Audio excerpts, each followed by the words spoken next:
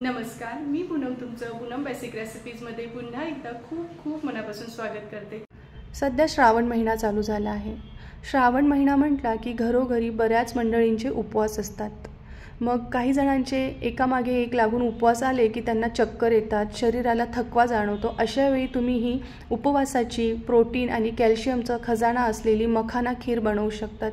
ही मखाना खीर पिल्यामुळे शरीराला ऊर्जा तर मिळते, पण शरीरातला थकवा दूर होण्यास सुद्धा मदत होते। अतिशय हेल्दी अशी ही रेसिपी आहे।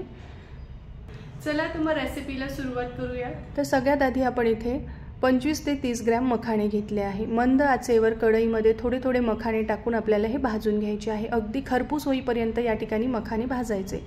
जर मखाणे व्यवस्थित भाजले गेले नाही तर ते खिरेमध्ये टाकल्यानंतर चिवट लागतात। त्यामुळे इथे महत्त्वाची टीप आहे, मखाणे अगदी खरपूस होईपर्यंत भाजून घ्यायचे आहे। भाजले गेले की रूम टेम्परेचरवर गार करायला ठेवायचे। त्यानंतर आपल्याला आता दूध गरम करायचं आहे। तर या ठिकाणी मी अर्धा लिटर दूध घेतलं आहे। तर हे सकाळी एकदा गरम करून घेतलेलं दूध घेतलं आहे। तुम्ही कच्चं दूध घेतलं गरम करायला तरी चालेल। फक्त एक उकळी आपल्याला दुधाला आणून घ्यायची आहे। आता मिक्सरच्या छोट्या भांड्यामध्ये भाजलेले मखाणे टाकायचे। तर अर्धे मखाण्याची आपण पावडर तयार करून घेणार आहोत। पावडर तयार केल्यामुळे काय होतं की या खिरेला घट्टपणा छान येतो आणि स्वादसुद्धा खूप छान आईस्क्रीम प्रमाणे लागतो। पावडर रेडी झालेली आहे आणि एकीकडे दुधाला सुद्धा उकळी आलेली आहे। आता आपण यामध्ये ना केसरच्या काही काड्या टाकणार आहोत। 10-12 मी या ठिकाणी केसरच्या काड्या टाकल्या आहे। यामुळे रंग आणि स्वाद छान येतो, पण केसर नसेल तर स्किप करा। त्यानंतर पाव कप आपल्याला यामध्ये साखर टाकायची आहे। साखर फक्त मेल्ट होईल इतपतच आपल्याला दूध उकळवायचं आहे। एकदा साखर मेल्ट झाली की तयार केलेली मखाण्याची पावडर टाकून घ्यायची आहे। तोपर्यंत तुम्हाला एक निवेदन आहे, तुम्ही अजून माझ्या चॅनलला सबस्क्राईब केलं नसेल तर प्लीज नक्की सबस्क्राईब करा आणि बेल आयकॉनवर क्लिक करा। सबस्क्राईब करणं पूर्णपणे फ्री आहे, निःशुल्क आहे, तर नक्की माझ्या चॅनलला सबस्क्राईब करा।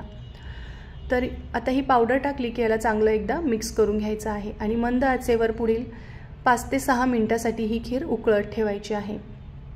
एकीकडे खीर उकळते तोपर्यंत आपण ड्रायफ्रूट्स थोडेसे साजूक तुपामध्ये फ्राय करून घेणार आहोत। तर 1 चमचा साजूक तूप घ्यायचं, त्यामध्ये तुमच्या आवडीचे कुठलेही ड्रायफ्रूट्स तुम्ही टाकू शकतात। तर मी या ठिकाणी काजू आणि बदामाचे काप घेतलेले आहे। सोनेरी रंगावर आपल्याला हे ड्रायफ्रूट्स चांगले फ्राय करून घ्यायचे आहे। याआधीसुद्धा भरपूर मी पौष्टिक रेसिपी किंवा पारंपरिक रेसिपी तुमच्याबरोबर शेअर केलेल्या आहे, तर पूनम बेसिक रेसिपीवर जाऊन नक्की तुम्ही सर्च करा। आता फ्राय केलेले ड्रायफ्रूट्स आपल्याला खिरेमध्ये टाकून घ्यायचे आहे। याला एकदा चांगलं मिक्स करायचं। पुढील 2-3 मिनिटांसाठी पुन्हा आपल्याला ही खीर उकळवून घ्यायची आहे। यामध्ये आपल्याला अर्धा चमचा वेलदोड्याची पूडसुद्धा टाकायची आहे, ज्यामुळे या खिरेला अतिशय मस्त स्वाद येतो।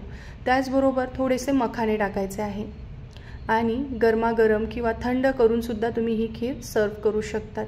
तुम्ही सुद्धा या उपवासाला अशी उपवासाची पौष्टिक मखाण्याची खीर करून बघा। रेसिपी आवडली तर कमेंट करून नक्की सांगा। धन्यवाद।